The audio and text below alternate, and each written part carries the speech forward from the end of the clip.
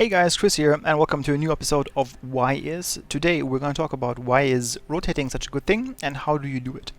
So I talked about rotations and rotating a little bit in my Zool video, and I said I wanted to add a little bit to this, especially in terms of proper rotations with regards of Hero League, but also what you can do in Quick Match and Unranked Draft. So basically rotations are what I said in the Zool video, a hero that is rotating up and down between lanes to soak most of the experience, right? So this can be obviously advanced by rotating with more than one hero. For example, you can roam with 4 or 3 heroes to soak different lanes. To start off explaining what rotations are and why they're important, we're going to play this challenge here. You can find it in the Heroes of the Storm option menu. Instead of tutorials, there's also a button that says challenges. There's 3 challenges in this scenario. I already played the first 2. This is the third one, and it explains a little bit why rotating is good and what it makes a good spot to be in when you are playing a Zeratul or another roaming hero like a Zool. But it also shows you how powerful it is in terms of XP. So if you look real quick on top, we're level 8 now, and the enemy is level 9. So we want to achieve level 10 first, and I'm not allowed to die. So let's start this off. We'll handle the minions, just focus on the enemy heroes. Yes, so the rotations here is focus on killing enemy heroes. And this is a little bit part of what rotations are and what makes rotations really important. So basically, both heroes, top Rainer and bottom Uther, have an enemy hero in lane. That means, in general, the enemy will have the same experience that we will have. So to stop this, we're gonna fight the enemy heroes, and with killing them, they don't get any experience here in the bottom lane now. So I'm rotating up, and I'm creating a power play up here, because now Nazeebo is 2 versus 1 and dies. So rotations bring power plays up. You basically create a power module between the 2 lanes by adding another hero to a lane. With this, it makes it easier to gank a hero, but it also helps clearing the waves. I'm focused here on killing the heroes, but I could also help Uther clearing the waves, like this. So now that all XP is gone and nothing is there to do for me, I rotate up. As you can see, we nearly have already half a level up on them. And now only that the lane is pushing into the towers, they actually get some XP from this. So I'm waiting here in the bush for Nazeebo to go up. This is something that you can do a lot. Basically, whenever you have the chance to rotate with a hero, and you're a good wave clearer or a ganker, you should always try to help your teammates in a lane, if there's nothing to do. Like this. Now I can't do anything. I'm not a good pusher with Zeratul. I could do some tower damage, but it's not very helpful. So I'm rotating down. I'm gonna pause this real quick. So basically the main objective here was to soak most of the XP so that we get 10 first, which will be achieved in a second. But basically I also create a power level or a power play on every lane whenever I rotate into it. So the lanes are 1 versus 1. As soon as I rotate in, it's 2 versus 1, and I always get an advantage. So doing this makes me a key factor in this challenge. So as you can see, if you rotate up and down, help clear the wave and kill the enemy heroes, you create a situation where your team can have an advantage, either because the enemy hero dies or they can't soak the experience they need. So this is really important, and we're going to go further onto this in a replay in a second. So if you want to play the challenge as well, you just go open your menu and then go to challenges. When you haven't played the challenges yet, you also get 1000 gold, which is pretty cool. And if you have played already, you can restart it here. And we're going to now jump into a replay, and I will be right back. Okay, so here we are in a replay situation. I'm showing you an Infernal Trains replay. I played, I think, 2 days ago. And this will hopefully help us a little bit more to understand rotations. So I'm playing Joanna here, and I'm going to go into a hyper zoom mode so that you can see more of the map. Something that happens to me, at least on my level and Diamond now, is that people understand rotations a little bit. So what happens oftentimes is that we meet up as 5 at the beginning, and then you will take out the mid-wave first. Why do you do this? And I'm going to pause it real quick here. The mid-wave will always arrive first. So if you have a 3 lane map, the mid-wave will always arrive first. The outer lanes will always arrive a little bit later. I think the only exception is Blackheart's Bay, where the top minions are relatively similar, but I'm not 100% certain on that. On 2-lane maps, the minions always arrive at the same time. So basically what you do is, to start rotations, is that you group up as 3 or 4 or 5 people, doesn't really matter, and you take out the mid wave first. Why do you do this? Basically, if you have 5 people in the mid, it's much easier to clear the wave. Even if you don't have a lot of wave clearing heroes, which now we have here in this situation, it's a lot easier to do it as 5. Because with 5 abilities to clear waves and damage, it's definitely easier to just kill everything. So my team is doing the right thing. They're coming all mid. I have Night Take spawn on Johanna, so we're gonna do this very quickly. There you go, all the minions are gone. And now I rotate down. So basically this is what rotations mean. So let's have a quick look at the map. So we killed all the minions in the middle. The enemy also is killing the minions, but a little bit late. Meaning there are 3 heroes that are now basically busy having this wave cleared, or at least staying in range for this wave so that they can get XP. Because the towers will clear their minion wave, but they need at least 1 person to stay here. Meanwhile, we missed 1 minion out of this 7 stack because we were all mid. But Li Ming is rotating up. So basically, as you can see, they have a little bit of XP advantage because we were all 5 in mid. In general, what you want to do is you want to clear this super quickly and then split up. If you rotate right away, basically when the first 3 or 4 minions are dead in the mid and you rotate up, you will not miss this 1 minion. We missed it in this case, but it's not the end of the world. So now Li Ming is rotating up, Tychus and Malfurion are mid, and Sonya was already down. So as you can see here, the 7 minions are still all alive because Sylvanas was with us in the middle and didn't do too much damage to the minions. She actually got 1 minion down from us. Could also be that she used her poison to, well, because everything is like a little bit lower, that our minions didn't attack the enemy minions and therefore one of them didn't die. Okay, so what I'm doing here is now I'm rotating down and I'm creating a power play again. As I did in the challenge, we're now 2 versus 1. So in this 2 versus 1 situation, she can't fight us both. Even though Sylvanas is actually pretty good at the early game to deal a lot of damage, and we're 2 melee heroes against a range hero, she can't really force us to fight her, and she can't really do a lot of damage to us because we're just here for the minions. We cleared them, we pressured her a little bit, and now we're going to back up. Meanwhile, we have 2 people here in the middle. Kel'Thas was trying to go up here, I think, and he was here. And you can see that we have 1 top. So ideally what you would want to do is have Malfurion and Li Ming also rotate with me to go bottom. So in an ideal scenario, you normally have like 1 person in a lane and then 3 to 4 people roaming. On Infernal Shrines, the paths from mid to top, from mid to bottom are very short, and from mid to top are very long. So you normally want to have 1 person up here that is just soaking the lane. Okay. So we cleared the wave. Sonya is rotating with me, and she's not a duo partner, so she understands what I'm doing, and she's helping me. And what happens here? We create a power play. We have 4 against 3. They didn't really see us coming. They might have seen us missing from the minimap, but nothing happened. So again, rotating down. But Sylvanas is aware of what we're doing, so she plays clever and stays back. But again, she can't really force us to do anything. We got the XP, and we're rotating up. Kel'Thas is way too late to rotate here, and now we have a power play here with 4 people in the mid, and we're clearing the wave really quickly. And as you can see, not all minions are dead, but I know that Li Ming and Malfurion are staying mid, so we can rotate earlier. And now Sylvanas is completely out of position, because she didn't see that we're rotating back. She gets stunned once, stunned twice, and even Malfurion is not rotating with us, because he sees what we're doing and how much of a power play we're creating. So this is something that you can do basically in every Hero League match where you have a wave clear hero. Obviously, if you don't have a wave clear hero, it's more difficult to be the 1 person rotating, unless you're a ganker. But let's say you are a Tyrande, for example. Tyrande doesn't have a lot of wave clear, so you need to communicate that you want to gank a hero, because you can't you can help wave clear, but it's not very effective and it costs you a lot of mana.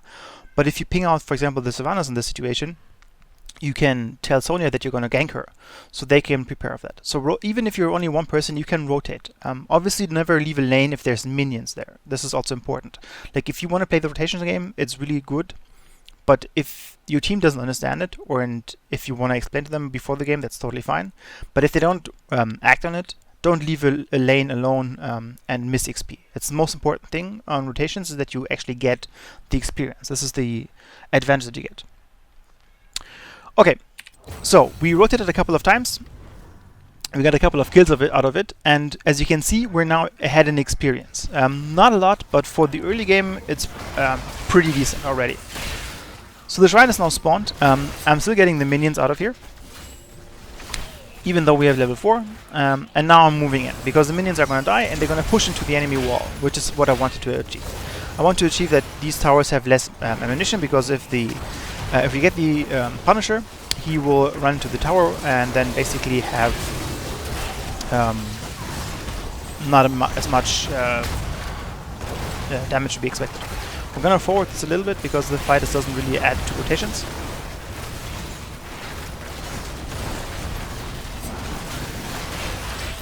There you go, team fight, team fight, team fight.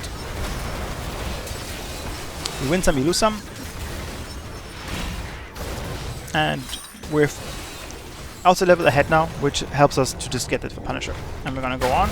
So okay, so I'm gonna update. I'm gonna rotate up here right away, because the first Punisher is pretty weak, and our enemy team does the correct thing to pull it over the wall, so it's not doing a lot of damage.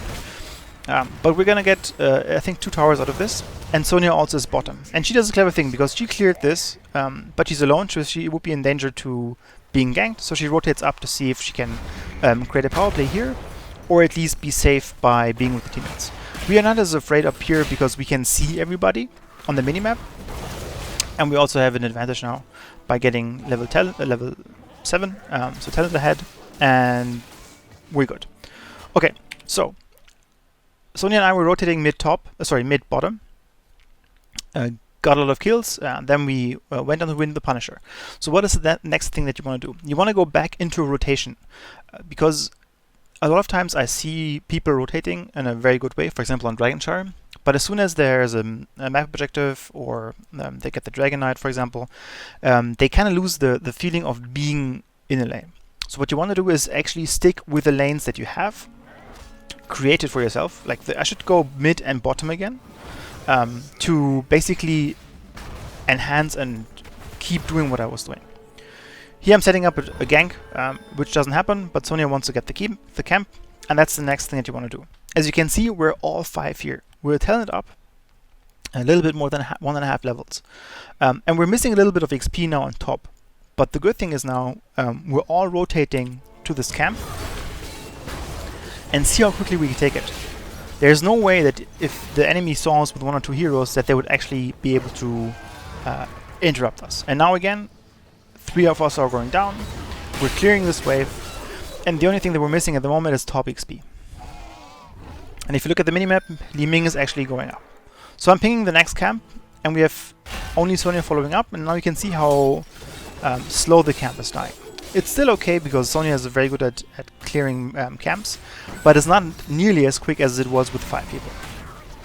We have Li Ming on top, who rotated up to get the XP, which is something that you should be doing already. But again, I'm rotating up to the middle. Now nothing's happening, I'm getting a little bit mana, and I realize there's still minions in the top, in the bottom. I have it with top and bottom. And I'm again creating a power play here. This time we got countered by Tirana, who took care of Sylvanas in this case. She helped her to escape. So that's something that you can definitely also do. If you see an enemy team rotating a lot, you can basically rotate yourself. Okay, we're gonna stop it right here, because there's not much coming up afterwards in a normal Hero League game. So basically, what I want to show you is, this is something that you can do with basically any hero that you play. Obviously, there's some of the advantages that you can get from playing a specific hero. For example, Johanna is really good at clearing waves. She's a decent ganker because she has a stun. She's also good against counter rotation because she has a blind to dismount enemy heroes. And then she has a slow to help further gank somebody who's escaping. So these are things that are helping. When you look at our lineup, Sonya is a very good rotation hero. She has also very good wave clear. She has a stun. She can gank somebody. Li Ming has okayish wave clear, but she provides a power play in terms of burst damage, so she's very good with that. Mafurion has roots, so he's a good rotation hero. And the only hero that is not as good in rotations, I would say, is Tychus. He has his Q, which is okay for damage, and he has an escape, so that's also very good. So, but he lacks a little bit of wave clear, and he doesn't have that burst damage that Li Ming brings. But overall, we have five heroes that can rotate. So in this situation, what we did is, again, we set up somebody top, and then we had Mafurion and Li Ming mostly playing mid, and Sonya and me were rotating mid-top. Sorry, mid-bottom. I don't get it today. Mid-bottom. So with this, we created an issue for the enemy because they had to react to it, but they didn't because it's Hero League and people don't communicate with it as much. And those rotations are difficult to judge as well, because sometimes we're just disappearing on the map and we're like, and they don't know what we're doing. We're doing camps or whatever. So rotation gives you basically the chance to get more XP because you're quicker in clearing the minion waves. So if the enemy is not there, the minion wave might run into a tower range and then this XP is lost. You create power plays by having a 1-on-1 lane suddenly be a 1-on-4 lane or a 1-on-2 lane. If you rotate to Mercenaries, you are in a position where you can clear them much easier. And then, most importantly, after map objectives, if you return to rotations, it's very good for basically a game balance.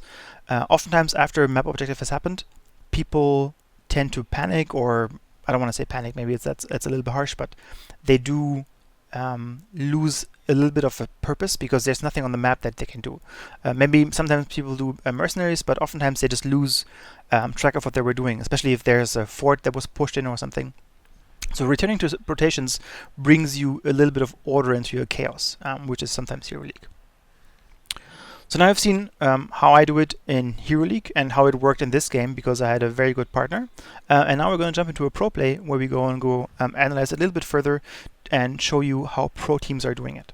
So let's jump into this. So now we're going to jump into this game from the fall regional at Gamescom, and we have Dignitas and Fnatic playing Tomb of the Spider Queen. And we're going to look into rotations a little bit more on the pro level. So keep in mind, obviously, Hero League is something where you don't have that communication level. You oftentimes have issues with people accepting your strategy. So as always, you can't force people to play what you want to play. Rotations are widely considered the best way to play Heroes of the Storm because it just gives you that much experience. It gives you power play situations. It gives you gank opportunities. So what you can do is educate people about it and tell them how it works. Tell your friends how it works. Tell the people that you play regularly with it how it works, and show them how you think rotations can help them improve their game. And this is something that you can do on every level of play. Like, you can play this in Bronze, you can play it in Grandmaster. So as you can see also, what I said earlier, on my level people are doing this already, but pros are doing it as well. They all gathered mid to clear out the mid wave first.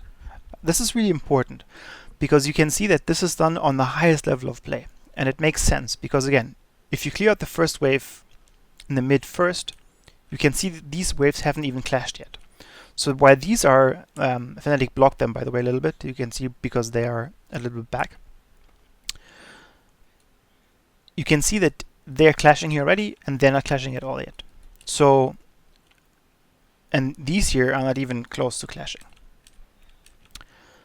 So what this does, again, is giving the opportunity to, first of all, maybe get a little damage to the enemy heroes. And at the beginning, everybody is very low on life, so it's very good to do the damage. But it also enables them to do exactly what I did with my Johanna team. Let's pause it again. they do it more better. They do it better because they're pro players, right? So they see that a lot of the minions are already low. So JPL and Bakery are already rotating up. Snitch is staying here with mana to kill the rest of the wave. And Alex and also Quacknex are already going to the bottom to clear this wave. And as you can see, all of the minions are still alive. So they will be here in time to soak all of that experience. Up here, all of the minions are alive. The blue minion here is dying a little early, so Breeze might be a little bit late for this. But as you can see, they're doing exactly the same thing. Oh, actually, Breeze will miss that. So you can see, and this is important. So you can see Bakery, Snitch, and Mane go up, and you can see how much damage they're already doing to this wave. So this will be cleared very quickly. And Breeze is late already. He has missed a minion. So Dignitas is up a little bit on XP.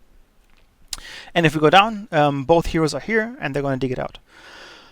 So Tomb of the Spider Queen is one of the maps where people like to have the laning happening on the bottom. So one-on-one on the bottom, and then they have a rotation mid to top.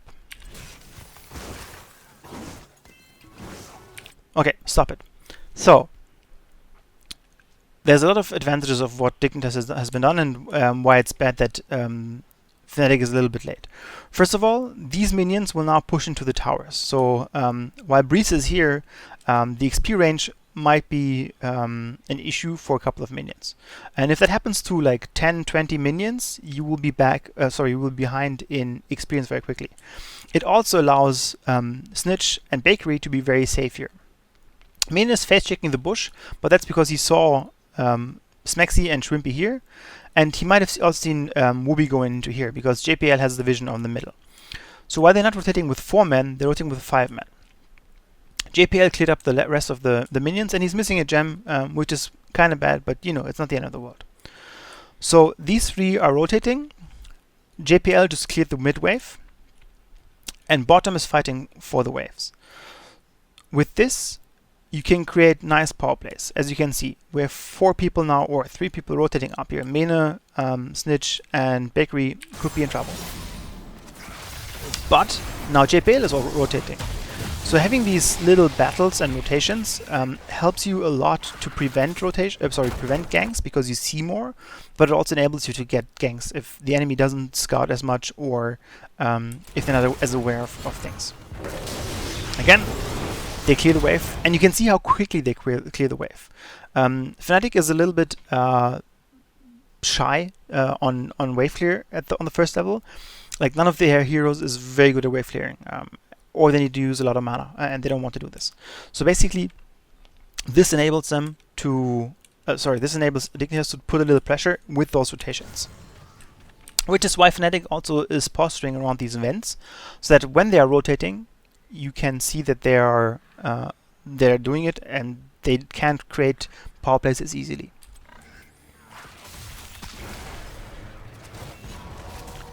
Okay, let's speed up a little bit.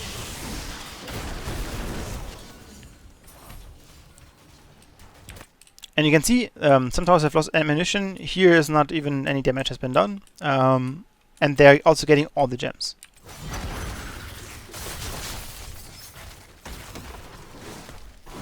Again, 4 mid.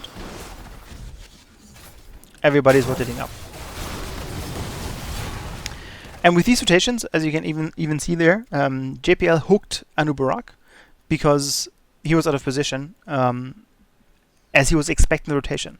So having somebody who, like a Stitches or like a Zeratul, who can attack somebody from no vision, creates a little bit of a scare for the enemy team, because they expect the rotations, but sometimes can't do anything against it. Shrimpy is now pushed out of the lane by the 4 people. And Dignitas is paying as well. And you can see more rotations here. We look at the bottom. Alex has quite a hard time against Quacknex, because he's melee against range, so you normally will lose this. Especially because Leoric doesn't have as much counterplay to Falsat. But he's still just getting experience. And he's got most of the gems, I think, from the wave so far. Again, 4 mid. And now look at this. So while Smexy might be able to see JPL rotating, he doesn't know where Snitch and Mena are going. But Quacknix is good. He sees that Wooby has only has vision of no enemies, so they're not rotating through the mid. And here's nobody, so he's careful and stays a little bit back. And there you go, power play. Suddenly there's 3 people bottom, even 4 with Mena wasn't a little bit late. Hook attempt, and gone away. And now suddenly Alex has a little bit of push going on in this wave, and he can go rotate with them. And this is also important. Basically, Quacknix had to clear this wave now to not lose any experience, and he also had to be back here where he is. So this allows Alex to pay now. We're gonna go a little bit further. We don't want to make this too long. Now the rotation also has stopped Fnatic to pay, which is really good. And again, they're going back to the rotations that they did at the beginning. They clear mid.